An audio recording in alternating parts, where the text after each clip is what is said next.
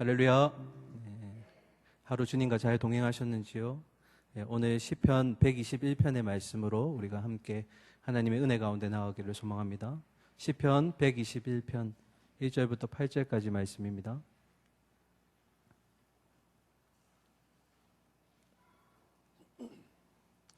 구약성경 897면에 있는 시편 121편의 말씀입니다.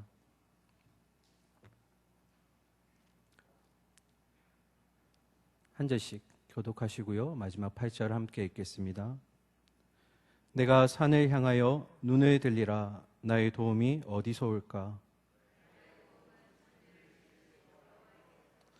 여호와께서 너를 실족하지 아니하게 하시며 너를 지키시는 이가 졸지 아니하시리로다.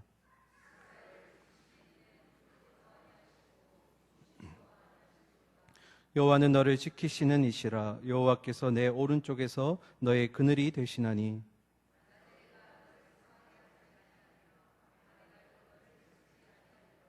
여호와께서 너를 지켜 모든 환난을 면하게 하시며 또 내 영혼을 지키시리로다. 여호와께서 너의 출입을 지금부터 영원까지 지키시로다. 아멘. 시편 121편의 말씀은 시편 23편 그리고 42편, 84편 등 아주 유명한 시편 중에 한 시편입니다. 이 시편을 사랑하시고 또 이 시편의 말씀을 통해 위로를 받으시는 분들이 참 많이 있습니다. 그래서 시편 121편 이 본문은 다른 미사여구를 붙이지 않더라도 읽는 것 그 자체로도 우리에게 위로가 되고 힘이 되어줍니다. 그래서 이 시간 한 번 더 저와 함께 1절부터 하나님 이 구절로 나를 위로하여 주십시오. 나에게 힘 주십시오. 그런 간절한 마음으로 우리 1절부터 8절까지 한 번 더 같이 천천히 읽어보도록 하겠습니다. 같이 읽으실까요? 내가 산을 향하여 눈을 들리라. 나의 도움이 어디서 올까? 나의 도움은 천지를 지으신 여호와에게서로다. 여호와께서 너를 실족하지 아니하게 하시며 너를 지키시는 이가 졸지 아니하시리로다. 이스라엘을 지키시는 이는 졸지도 아니하시고 주무시지도 아니하시리로다. 여호와는 너를 지키시는 이시라. 여호와께서 너의 오른쪽에서 내 그늘이 되시나니 낮의 해가 너를 상하게 하지 아니하며 밤의 달도 너를 해치지 아니하리로다.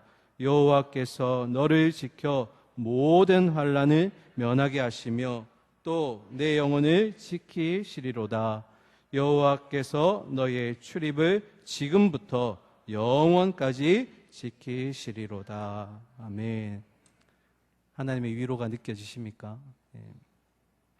이 시편 121편이 아주 유명한 만큼 많은 곳에 인용되고 사용하기도 했습니다. 한 두 가지 정도 소개를 해드릴까 하는데요. 혹시 영화 중에 사운드 오브 뮤직이라고 들어보셨는지요? 청년들은 고개 끄덕이면 안 됩니다. 왜냐하면 이 영화가 1965년도 영화이기 때문에. 내용이 좀 간단하게 소개하면 이렇습니다. 오스트리아의 그 한 여주인공인 마리아라는 여자가 이 수녀원에 있는데 수녀 원장이 마리아에게 권유하여서 한 오스트리아의 그 장교의 집안에 가정교사로 들어가게 됩니다. 여기에는 어머니가 없는 7명의 자녀들이 있습니다. 처음 이 마리아가 그들에게 다가갔을 때는 마음의 문을 열어주지 않습니다. 그런데 노래를 통해서 그들과 함께 같이 그 노래를 통해 위로를 받고 점점 그 아이들의 마음이 열렸고 마침내는 그 장교와도 또 연을 맺게 돼서 사랑을 하게 됩니다. 그런데 때마침 그때 이 오스트리아가 그때 당시 이 독일의 히틀러의 치하에 있었는데 이 오스트리아의 군대 징집 명령이 떨어진 겁니다. 남편이 이제 장교가 되다 보니 위험한 상황 속에서 결국 이 모든 가족들은 스위스라는 곳으로 망명을 하려고 마음먹게 됩니다. 그리고 칠흑 같은 어두운 밤에 열심히 스위스로 망명하던 중에 그녀가 머물렀던 수녀원에 잠시 들리게 됩니다. 숨어 있었던 거죠. 그때 이 수녀 원장이 이렇게 얘기합니다. 마리아, 떠나갈 때 이 시편 121편의 말씀을 꼭 마음속에 담아두기를 바래. 몇 편이요? 시편 121편의 말씀을. 그 어둠을 뚫고 독일의 이 군인들이 이 사람들을 잡으러 찾아옵니다. 그 두렵고 떨리는 가운데 마지막에 마리아가 이렇게 고백합니다. 내가 산을 향하여 눈을 들리라. 나의 도움이 어디서 올꼬? 천지를 지으신 여호와 하나님께로부터다 하면서 화면이 검은 화면으로 바뀌고 전환이 됩니다. 또 한 가지 예를 들어볼까요? 1967년도에 아폴로 11호가 이 지구에서 무려 30만 킬로에 떨어져 있는 달에 착륙을 하게 됩니다. 그리고 그 달에 발을 내디딘 닐 암스트롱과 그의 또 함께한 동료들이 엄청난 이 우주의 환경을 바라보고 또 지구의 모습을 바라보면서 가장 먼저 고백한 것이 바로 이 시편 121편입니다. 그 광활한 우주와 아름다운 지구를 바라보며 나의 도움은 도대체 어디서 오는 것일까? 아, 천지를 지으신 여호와 하나님께로부터구나. 이런 고백이 그들에게 나왔다고 합니다. 그만큼 이 시편 121편은 다른 미사여구를 붙이지 않더라도 참 우리에게 위로가 되고 은혜가 되는 말씀입니다. 그래서 사실은 이 본문을 나눌 때 참 조심스럽습니다. 혹여나 이 아름다운 말씀이 저를 통해서 조금 가려지게 될까 봐 조심스러운 마음으로 이제 본문을 들어갈 텐데요. 본문에 들어가기 전에 저와 여러분에게 핵심이 되는 질문 한 가지 드리고 본문을 시작하도록 하겠습니다. 질문은 이렇습니다. 우리가 걸어가는 이 인생 순례길 가운데 만나게 되는 여러 가지 크고 작은 어려움들, 문제들 가운데 나는 어디로부터 도움을 받을 수 있을까? 나는 누구한테 도움을 얻을 수 있을까? 이게 우리가 이 본문을 가지고 갈 질문입니다. 다시요. 우리가 먼저 걸으셨던, 나중에 걸으셨던, 우리가 누구나 한 번쯤 이 인생의 길을 걸어가게 될 텐데 내가 만나게 되는 작고 큰 어려움들 가운데 나는 누구에게서 도움을 얻을 수 있을까? 누구로부터 도움을 받을 수 있을까? 이 본문의 답이 우리의 고백이 되기를 소망합니다. 이제 1절부터 한번 보도록 하겠습니다. 자, 1절입니다. 함께 읽으실까요? 내가 산을 향하여 눈을 들리라. 나의 도움이 어디서 올까? 아멘. 자, 본문의 이 시인은 예루살렘 이제 성전으로 향하는 중입니다. 예루살렘 성전이 있는 이 이스라엘, 이 예루살렘은 해발이 무려 700m가 넘습니다. 감이 안 오시죠? 우리 뒤에 있는 산이 이름 뭡니까? 윤산이죠. 윤산의 높이가 312m입니다. 아시죠? 근데 무려 2배에 해당되는 이 시온산에 예루살렘 성전이 있는 겁니다. 얼마나 가파르고 높을까요? 그런 가운데 이 시인이 지금 예루살렘 성전 위로 올라갑니다. 그러면서 자기 자신에게 자문자답합니다. 1절은 이제 질문하는 겁니다. 내가 어디를 향하여 눈을 들리라? 산을 향하여 눈을 들리라. 여기서 눈을 든다는 것은 내가 간절히 바라본다라는 의미가 있습니다. 무엇을 간절히 바라보는 겁니까? 산을 향해, 산을 바라보는 겁니다. 이 산에 대해서 이 신학자들은 3가지 정도로 의견을 냅니다. 한번 들어보실까요? 첫 번째는 그냥 일반적인 주변의 산을 얘기합니다. 오늘날에도 우리가 산에 가면 여러 신들을 모시는 신당이 있습니다. 이 당시에도 이 산에는 각가지 신들이 거기에 산당을 차리고 있습니다. 이 순례자가 걸어가면서 뭐 하는 겁니까? 이 산에 숨어 있는 신, 저 산에 담겨져 있는 신을 바라보며 저 산에 저 신이 나를 도와줄까?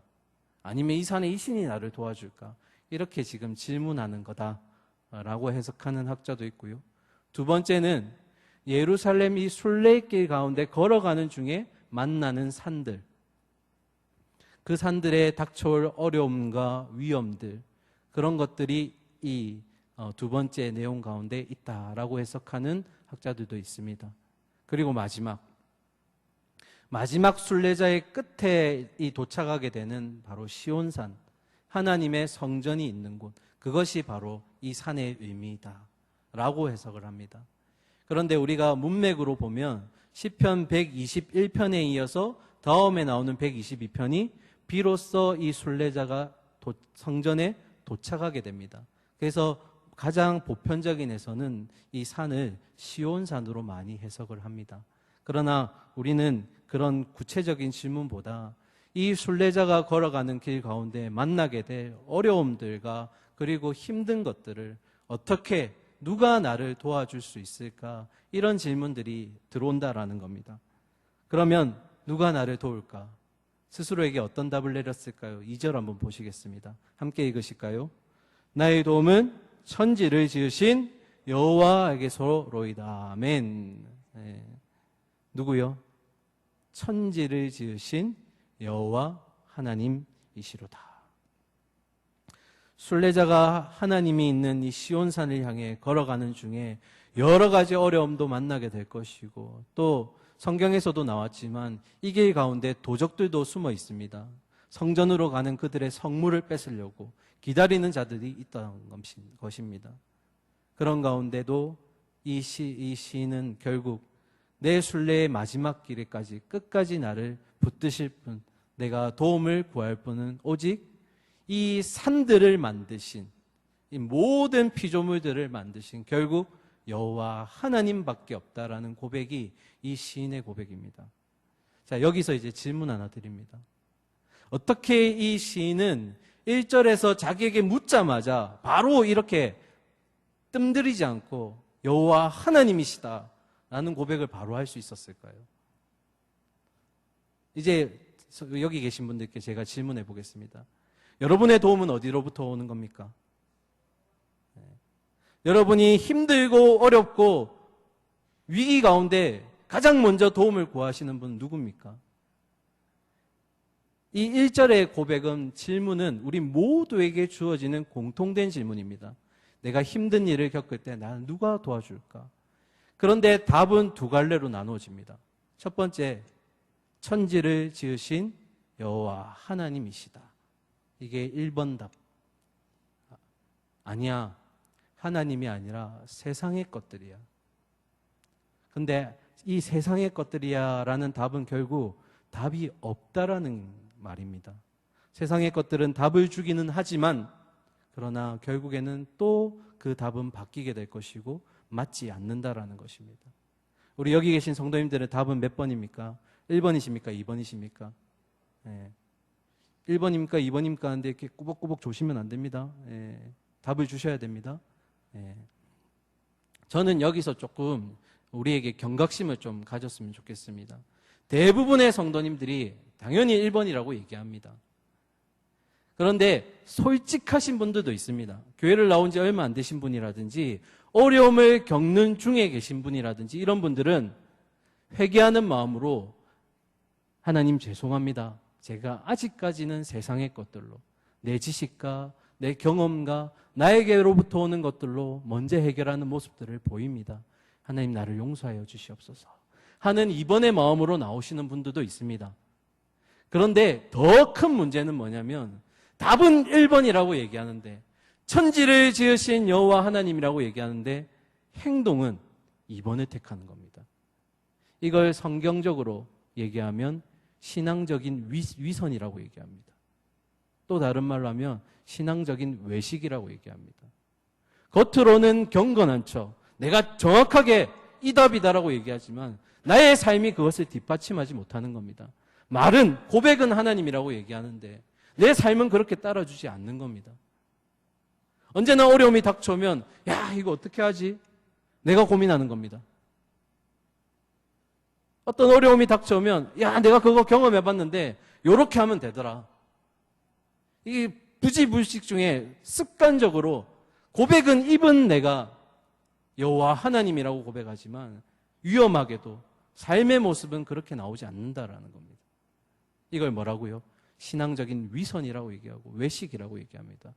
사람들에게 잘 보이기 위해, 내가 조금 더 믿음이 있는 것처럼 포장하기 위해서 그런 고백들을 하는 현대판 바리새인들이 우리 가운데 있다라는 겁니다. 한 번 더 질문하겠습니다. 여러분의, 저의 도움은 어디로부터 오는 겁니까? 천지를 지으신 여호와 하나님께로부터인 줄 믿습니다. 우리의 삶이 그것을 뒷받침해 줘야 됩니다.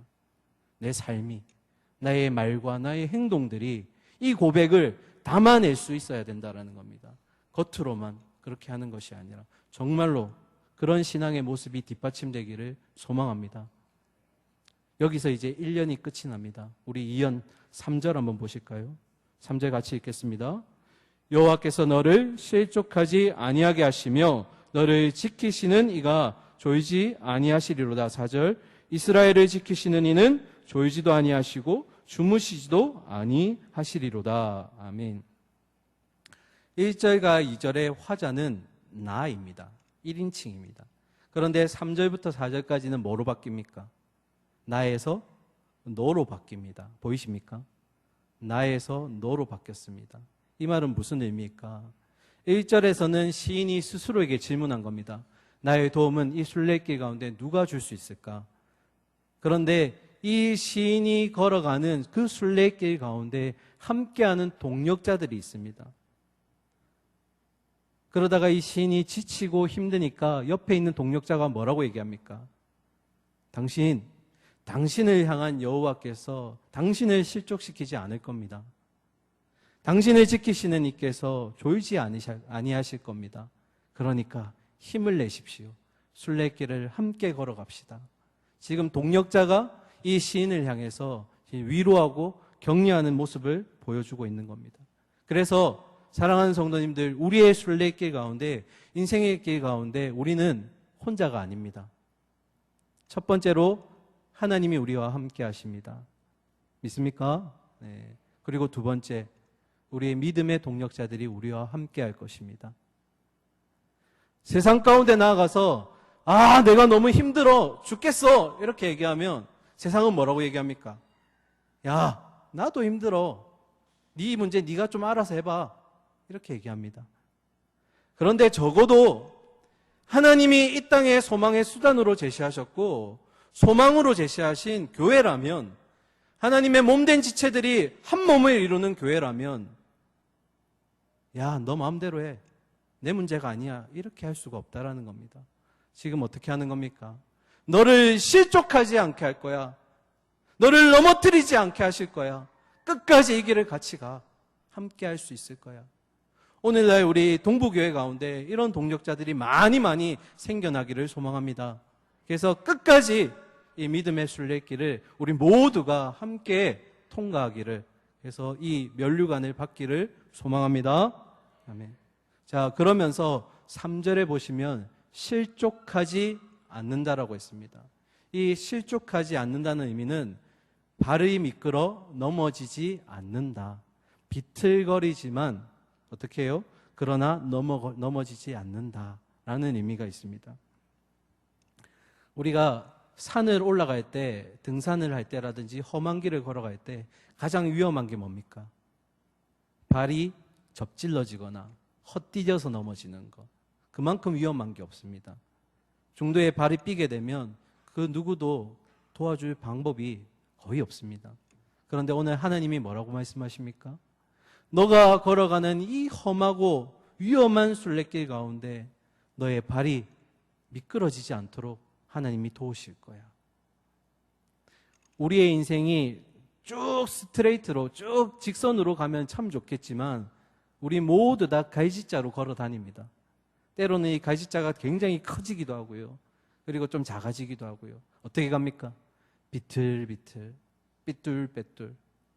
그런데 이렇게 갈지자로 비켜나갈 때마다 하나님이 어떻게 하시는 겁니까?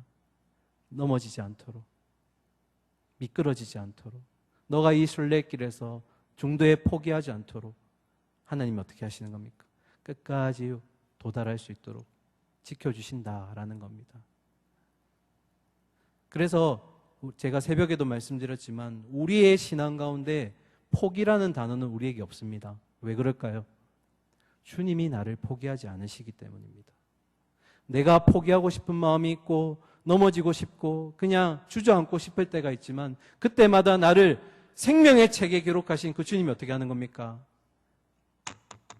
일어나서 같이 가. 내가 너를 끝까지 인도할게. 끝까지. 그러면서 이 3절에 보시면 지킨다라고 되어 있습니다. 이 지킨다의 의미 속에 어떤 의미가 있냐면 세심하게 돌아보다, 돌보아주다라는 의미가 있습니다. 하나님은 그냥 그 길을 갈 수 있도록 인도만 하시는 게 아니라 우리의 아주 작은 연약한 부분까지 어떻게 합니까? 세심하게 터치하시는 겁니다. 네가 조금이라도 넘어지지 않도록, 또 넘어지면 다시 일어날 수 있도록, 마치 아기가 비틀비틀거리면서 이 걸음마를 떼듯 그 시기 때 부모가 뒤에서 어떻게 합니까? 넘어질 때쯤 되면 잡아주고, 또 확 넘어지면 어떻게 해요? 괜찮아. 무릎 한번 털어주면서 일어나. 걸어가면 돼. 이렇게 하듯이 주님이 우리의 인생길을 그렇게 세심하게 돌보신다는 의미가 여기에 들어가 있는 겁니다. 그러면서 이 시인이 이렇게 얘기합니다. 이스라엘을 지키시는 이는 뭐 하신다고요? 졸지도 주무시지도 않는다. 갑자기 왜 이런 고백을 했을까? 이 이스라엘 당시에 가장 많이 괴롭히는 이방신이 바로 바알입니다. 많이 들어보셨죠? 바알이 풍요의 신이라고 불립니다. 그런데 이 풍요의 신은 참 재미있게도 계절의 순환에 따라서 잠자기도 하고 일어나기도 합니다. 언제 일어날까요? 추수할 때. 풍요의 신이 마지막에 이들이 곡물을 벨 때 그들이 깨움으로써 일어난다라는 겁니다. 그 대표적인 예가 열왕기하에 나와 있습니다. 우리 말씀 한번 보실까요? 열왕기 상입니다. 16장 25절부터 우리가 잘 아는 엘리야와 바알 선지자들의 대결이 붙은 갈멜산의 현장입니다. 한번 보시겠습니다. 엘리야가 바알의 선지자들에게 이르되 너희는 많으니 먼저 송아지 한 마리를 택하여 잡고 너희 신의 이름을 부르라. 그러나 불을 붙이지 말라. 그들이 받은 송아지를 가져다가 잡고 아침부터 낮까지 바알의 이름을 불러 이르되 바알이여 우리에게 응답하소서 하나 아무 소리도 없고 아무 응답하는 자도 없으므로 그들이 그 쌓은 제단 주위에서 뛰어놀더라. 27절은 같이 읽을까요? 정오에 이르러는 엘리야가 그들을 조롱하여 이르되 큰 소리로 부르라. 그는 신인즉 묵상하고 있는지 혹은 그가 잠깐 나갔는지 혹은 그가 길을 행하는지 혹은 그가 잠이 들어서 깨워야 할 것인지 하매 이에 그들이 큰 소리로 부르고 그들의 규례를 따라 피가 흐르기까지 칼과 창으로 그들의 몸을 상하게 하더라. 아멘. 엘리야가 뭐라고 조롱하는 겁니까? 야, 너희 신 좀 깨워봐. 왜 응답을 하지 않으셔? 지금 불주시기로 지금 시합하고 있잖아. 너희 신 지금 졸고 있는 거 아니야? 이 바알 신이 어떤 신이라고요? 풍요의 신. 계절의 순환에 따라서 일어나기도 하고 잠들기도 하고. 신이 잠들면 지킬 수 있습니까? 깨워서 우리를 위해 도와달라고 몸을 학대하고. 그런데 오늘 이스라엘의 하나님, 우리의 하나님은 뭐라고 하십니까? 주무시지도 졸지도 않으시는, 우리가 의식이 있을 때도 또는 또 의식이 없는 이 밤에도 잠을 잘 때도 주님은 계속 우리를 세심하게 지키고 돌보시는 분이라는 겁니다. 마틴 루터 목사님이 이렇게 고백하신 적이 있습니다. 우리는 하나님이 주무시는 것 같이 느껴질 때가 있다. 그러나 하나님은 결코 주무시지 않고 늘 깨어 있으면서 우리를 지키신다. 하나님이 우리를 눈동자같이 지키신 줄 믿습니다. 의심하면 안 됩니다. 자, 이어서 5절 말씀 보도록 하겠습니다. 이제 3년인데요. 자, 함께 읽겠습니다. 여호와는 너를 지키시는 이시라. 여호와께서 너의 오른쪽에서 내 그늘이 되시리니. 아멘. 자, 이제까지는 이스라엘을 지키는 공동체의 하나님이었다면 정확하게 5절에서는 누구라고 얘기합니까? 여호와는 너를 지키시는 자라. 공동체만 지키시는 것이 아니라 우리 한 사람, 한 영혼, 한 영혼을 하나님께서 세심하게 지키시고 돌보신다라는 겁니다. 그러면서 이렇게 말씀하십니다. 여호와께서 너의 오른쪽에서 뭐가 되신다고요? 그늘이 되신다. 이스라엘의 한여름에 가게 되면요, 이 팔레스타인은 여름이 굉장히 덥습니다. 그런데 습도가 없습니다. 우리처럼 이렇게 부산처럼 꿉꿉한 날씨가 아니라 정말 햇빛 앞에 서 있으면 타는 것 같습니다. 네, 죽을 것 같이. 그래서 순례자들 중에는 7, 8월 달 중에 순례를 금하기도 합니다. 걷다가 일사병에 걸리거나 심지어 목숨이 위험해지기도 하기 때문에. 그런데 참 신기하게도 햇빛이 없는 바위 뒤에 잠깐 들어가거나 또 그늘이 있는 곳으로 들어가면 시원합니다. 바람이 조금씩 불고요. 더위가 조금 사라집니다. 그런데 오늘 하나님은 그런 일시적인 바위나 동굴이 아니라 영원한 자신의 그늘이 되어 주시겠다고 약속하셨습니다. 시편의 또 다른 본에 보면 열심히 도망자의 삶을 살던 다윗이 바위에도 숨어보고 또 동굴에도 숨어보고 그리고 미친 척하고 사람 가운데서도 숨어보았는데 마지막에 다윗도 이런 고백을 합니다. 여호와만이 나의 피할 처소이시다. 누가요? 여호와만이. 내가 동굴에도 숨어봤고 바위 뒤에도 숨어봤고 심지어는 사람 뒤에도 숨어봤지만 결국 내가 거할 곳, 있어야 될 곳은 바로 하나님의 그늘, 그분의 손 가운데 있다 라는 다윗의 고백이 시편 가운데 많이 등장합니다. 자, 그러면서 6절에서 이렇게 얘기합니다. 낮에 해가 너를 상하게 하지 아니하며 밤의 달도 너를 해치지 아니하리로다. 우리 찬양으로 참 많이 부르죠. 낮의 해와 밤의 달도 너를 해치 못하리. 왜 갑자기 낮의 해와 밤의 달을 얘기했을까? 이 당시에 이집트의 신은 태양신이었습니다. 낮을 주관하는 해의 신입니다. 그리고 반대로 메소포타미아 지역에 있는 신은 달의 신이라고 불렸습니다. 그런데 이들 중에 이 달의 신이 밤에 그들에게 순종하지 않는 자들을 징계한다라고 그들은 믿고 있었습니다. 그래서 낮의 신도 밤의 신도 지금 시인은 뭐라고 얘기합니까? 너를 해치 못한다. 왜요? 그들은 신이 아니기 때문에. 오직 우리의 신은 누구입니까? 여호와 하나님. 그분만이 우리를 상하지 않게 하실 것이다. 지키실 것이다. 이 고백이 지금 여기에 있는 겁니다. 7절 보실까요? 여호와께서 너를 지켜 모든 환난을 면하게 하시며 또 내 영혼을 지키시리로다. 아멘. 여기서 한 단어를 좀 주목해 봐야 됩니다. 환난이 무엇일까요? 환난. 참 많이 우리가 듣고 또 기도하는 기도의 제목 중에 하나, 환난.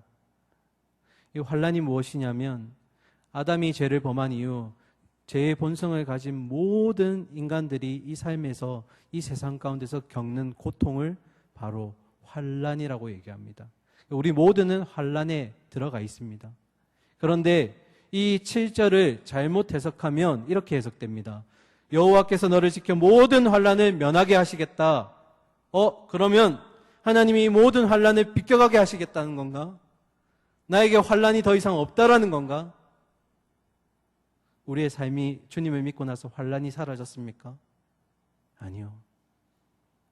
그러면 왜 이런 고백을 이 시인은 하였을까? 그 답은 힌트는 7절 마지막에 있습니다. 또 내 영혼을 뭐 하신다고요? 지키실 것이다. 환난을 피하게 하시는 게 아니라 이 환난 가운데서도 이 환난을 결국 극복해내고 마지막 그 순례길을 마무리하고 그 영혼이 끝까지 도달할 때까지 하나님이 함께 하실 거다라. 그 말인 겁니다. 환난을 면하게 하신다는 건 환난을 피하게 하거나 너를 그 환난으로부터 알아서 피할 수 있도록 조치를 해주시겠다는 게 아닙니다. 환난이 올 거야. 때로는 그게 벅찰 수도 있어. 조금 미흡할 때도 있지만 네가 감당하기 어려울 때도 있어. 그러나 하나님을 곁에 둔 너라면 여호와 하나님을 너의 지켜주시는 이로 고백한다면 너의 영혼은 마침내 이 마지막 순례의 여정 가운데 끝에 도착하게 될 거야. 지금은 힘들고 이 환난이 어렵지만 그러나 끝끝내 하나님이 너를 그곳으로 보내실 거야. 이것이 지금 하나님의 말씀이고 약속인 겁니다. 오늘 우리 여기에 모이신 분들 작은 환난도 있을 수도 있고 큰 환난도 있을 수 있습니다. 그런 가운데 질문하셔야 됩니다. 하나님, 내게 왜 이런 어려움을 주셨습니까? 분명히 하나님은 나를 도우시는 분이신데 왜 가만히 계시는 겁니까? 마치 마틴 루터의 고백처럼 하나님 졸고 계시는 겁니까? 나를 도와주시지 않는 겁니까? 끊임없이 물으셔야 됩니다. 기도하면서 울부짖어야 됩니다. 그러면 결국 그 가운데 하나님의 뜻을 깨닫게 될 겁니다. 그리고 나의 믿음이 또 한번 그렇게 연단되는구나. 나를 순금으로 만드시기 위해서 하나님이 또 이 가정마저도 허락하셨구나. 늘 말씀드리지만 영적 세력에 대해서 우리가 만만하게 보면 안 됩니다. 우리가 이만큼 믿음이 자랐다면 사탄 마귀는 어떻게 합니까? 이만큼의 또 어려움을 줍니다. 왜 그럴까요? 하나님께로부터 멀어지게 하기 위해. 우리에게 만만한 상대로 주어졌다면 우리가 충분히 이기고도 남습니다. 그런데 이 영적 싸움에 있어서 싸움의 주체는 누구입니까? 납니까? 아니요. 주를 찬양, 손을 들고 찬양, 전쟁은 나에게 속한 것 아니니. 이 전쟁은 누구에게 속한 거라고요? 하나님께 속한 것. 내가 하나님의 능력을 얻을 때, 하나님의 힘을 가지고 싸울 때에 결국 이 싸움을 이긴다라는 겁니다. 거라사 귀신에 그 휩쓸려 있는 청년이 그 귀신으로부터 멀어질 때 귀신이 몇 마리라고요? 2,000마리라고요. 한 사람에게 붙어 있는 대적이 2,000마리입니다. 우리는 결코 이길 수가 없습니다. 그런데 그 하나님께서 이 믿음의 싸움에서 이길 수 있도록 우리를 끝까지 영혼을 붙드시겠다라는 겁니다. 그래서 오늘도 이 힘들고 어려운 믿음의 순례길 가운데, 이 환난 가운데 주님의 뜻을 알아가시고 위로받으시고 끝까지 믿음 지켜내시기를 소망합니다. 마지막 8절 보겠습니다. 여호와께서 너의 출입을 지금부터 영원까지 지키시리로다. 할렐루야. 아멘. 자, 출입이라고 되어 있습니다. 들어가고 나가는 것. 그런데 이 원래의 속뜻은 우리의 모든 일상, 그리고 일상 가운데 이루어지는 행동들, 그 가운데 하나님이 어떻게 하시겠다고요? 지키시겠다. 그런데 지금부터 영원까지라고 합니다. 그런데 이 영원을 우리가 있을 사후의 세계에 대한 그런 의미로 해석하기보다는 영원까지 지속적으로 꾸준히 하나님이 지켜주실 것이다. 그래서 8절을 정확하게 해석하면 너의 일상 가운데, 그리고 너의 일상에 주어지는 행동 가운데 지속적으로 꾸준히 하나님은 너를 지키실 것이다. 그러니까 믿고 순종해라. 8절은 그런 의미입니다. 자, 마지막 이 질문 드리고 이제 메시지를 마무리할까 합니다. 1절부터 8절까지 쭉 보셨는데요. 한번 성경책을 유난히 보시면서 가장 많이 등장하는 단어가 뭘까요? 한번 찾아보시죠. 딱 보이시는 것 같죠? 뭡니까? 지키신다. 지키신다. 이 8절에 8절의 말씀 가운데 무려 6번이나 지키신다. 결국 이 말의 뜻은 우리가 처음 던진 질문이 뭡니까? 우리가 걸어가는 인생의 순례길 가운데 나에게 닥쳐오는 어려움 가운데 나를 도우실 분은 누구인가? 전적으로 여호와 하나님밖에 없다.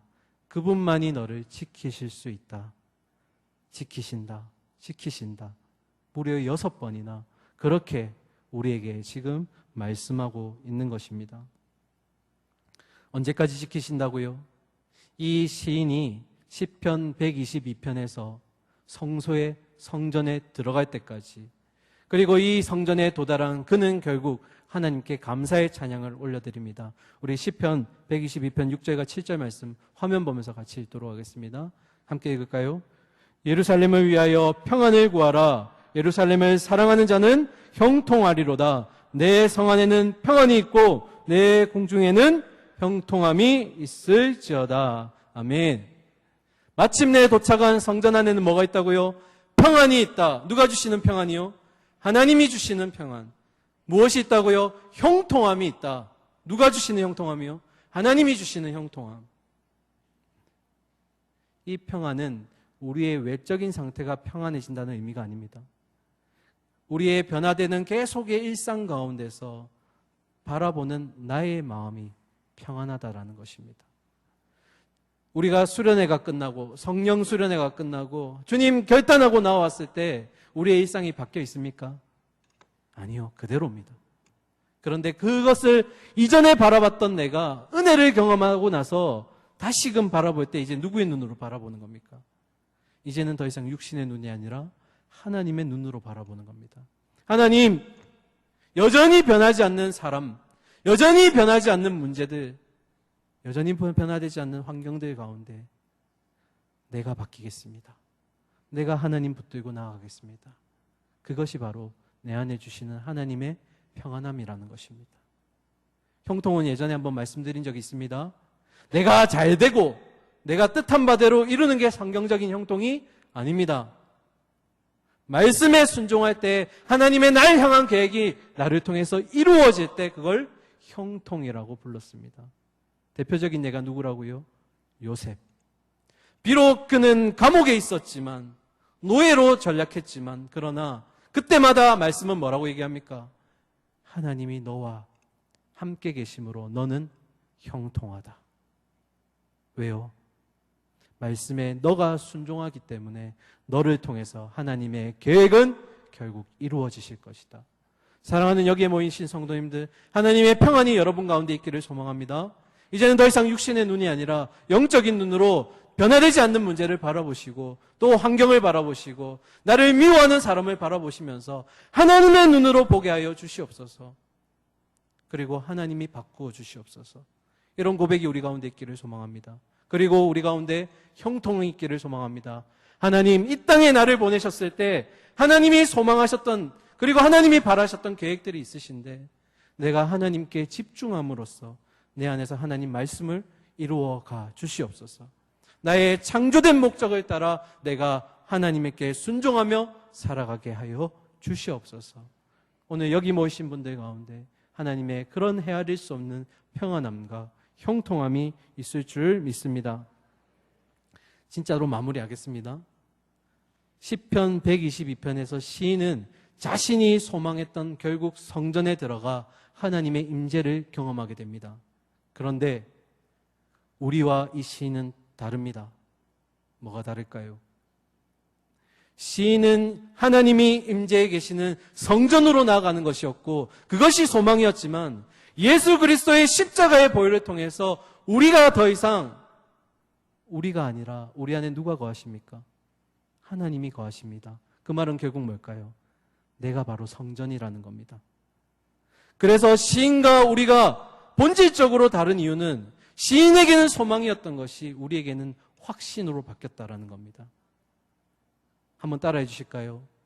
소망에서 확신으로. 다시요. 소망에서 확신으로. 뭡니까? 내가 이 순례의 길을 걸어갈 때 시인은 하나님이 계신 성전으로 나가야 됐지만 우리는 이미 성전이신 하나님과 함께 동행하고 있다. 이것이 지금 시편 121편의 시인과 우리의 결론적인 차이입니다. 우리 안에 하나님이 계십니다. 우리와 동행하십니다. 그리고 마지막 순례의 길까지 함께 하실 겁니다. 그 하나님이 우리의 최종적인 도움 주시는 분이신 줄 믿습니다. 이제 마지막 질문하고 마치겠습니다. 저와 여러분의 도움은 어디로부터 옵니까? 이제 잔소리 같아서 질리시나요? 저와 여러분의 우리의 마지막 날까지 사라지지 않는 유업을 주실 때까지 우리의 도움은 어디서부터 올까요? 여호와 하나님, 천지를 지으신 모든 만물을 다스리시는 그 여호와 하나님. 이 시편 121편의 고백이 결국 우리의 삶을 통해서 이루어지기를 소망합니다. 그래서 이 믿음의 확신으로 우리가 순례의 길을 끝까지 완주할 수 있기를 바라고 축원합니다. 우리 찬양하며 기도의 자리로 나아가도록 하겠습니다.